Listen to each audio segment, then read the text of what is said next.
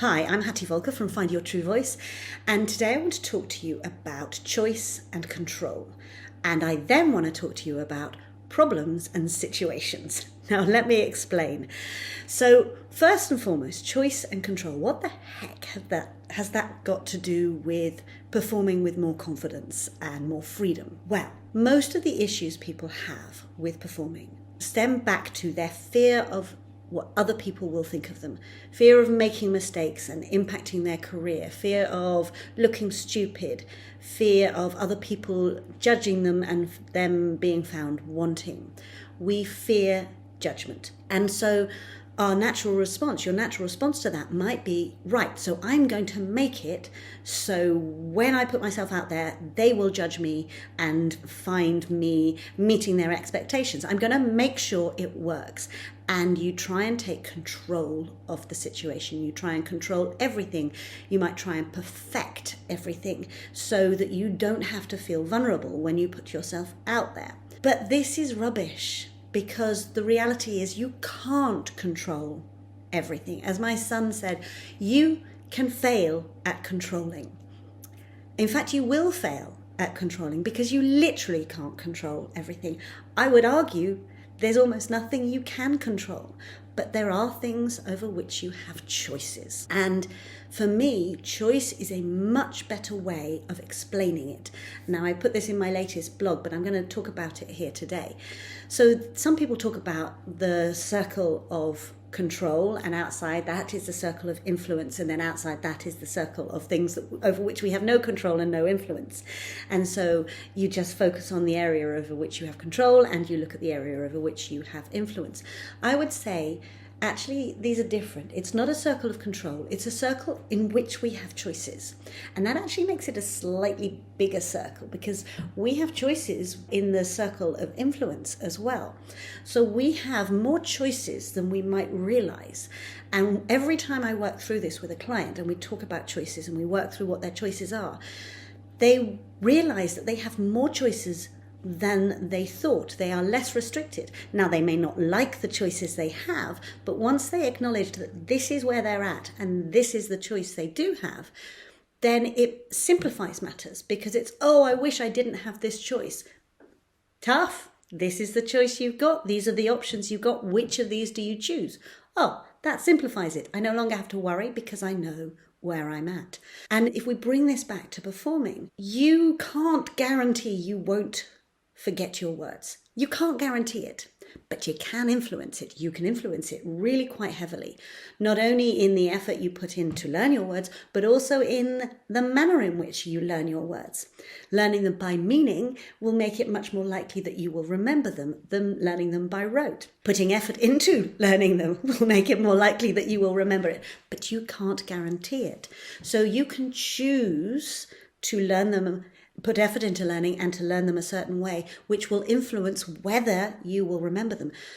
You can't control it. And when you let go of the idea that you can control whether you remember your words, then you take out the worry and you're left with the simple choice. Do you want to spend time today learning your speech, learning your song, learning your words? And if it's not every word you're learning the flow of your speech. Do you want to spend time doing that today? Would that help you? And often you'll find that when you take the control out and you take the absolute, I have to learn all my words, it becomes easier to take steps to learn your words because it's not, you acknowledge that you can heavily influence this rather than putting your pressure on, I've got to get to this standard. And so when you start to see it that way, it starts to make you feel more empowered as to the choices you've got and which choices you actually want to make. Put it another way, and I said I was going to talk about problems and situations. I was talking with somebody the other night, and they were talking about how many problems they have. And it's interesting because a problem is what we define to be a problem to us. Actually, in reality, if we strip out the subjective, it's just a situation. It's a situation, often as not, that makes us feel uncomfortable. So the issue for us is that we feel uncomfortable for some reason. And that could be genuinely so. There's a problem that someone's upset and We don't want them to be upset because we don't want to see them hurt, and it makes us feel uncomfortable. So sometimes we avoid solving a problem because it feels uncomfortable. Sometimes we worry about doing the right thing, and then we make a choice not to solve the problem right now because we feel uncomfortable. If instead we say, this is a situation, in this situation, I'm feeling uncomfortable. How do I change the situation so that it feels more comfortable? And that isn't, it sounds fairly self-centered, but it actually isn't, because often that makes us go, right, the solution is to reach out and contact this person. The person I was talking to was talking about somebody who'd been taken into their company and they hadn't been taken in a very effective manner. And that made them worry about their experience of the company, the person who was worried. And as they talked about it, it became obvious that the solution was to contact this person, to explain what was going on and apologize and say, I feel like you probably have had a bad experience, and how that would make both of them feel better. And by focusing on the solution, by saying, this is a situation, how do I improve it? Rather than saying, oh, it's a problem, it switches the energy, so you start to solve it. In the same way, let's go back to the words. I have a problem. I can't remember the words of my song. Actually, this is a situation at the moment. And this is the other thing about situation. It makes it temporary, because just currently, I'm not in a position where I can remember my words. And you see how out of that instantly comes, well, how do I make that better? How do I find a solution to that situation, or change that situation? A solution to what is going on to take it from here to there. When you define it as a problem, it feels, for me, more stuck and more heavy. Whereas if you just go, this is the situation, am I good to go with this situation? We come back to the concept of choice. So you can choose to do nothing. And sometimes by defining it as a problem, we get stuck in doing nothing as opposed to making an active choice to do nothing. If we say, if this is a situation, do I want to stay with it as it is? Yes or no? First choice. If it's no, what do I want to be different about this? How can I make this different? And then it starts helping you find solutions to the situation, to take the solution from one place to another. And you start becoming solution focused as opposed to problem focused, which means as you prepare for a performance, you're looking to create a situation not of perfection, not of control, but to maximize the impact you have on the situation, to move it from one place to another, to move it from a place where you don't know your words to a place where you do know your words. And saying, I have choices. I can sit today and I can do nothing. It is a valid choice. It may not be the choice I want, because when I look at what I might achieve by doing nothing, that's not where I want to go. So you go, right, do I choose to do nothing today? No, heck no. I'm going to choose to do something. Right, what do I want to choose? And for me, this releases you into taking steps to improve your performance, to put in more work beforehand.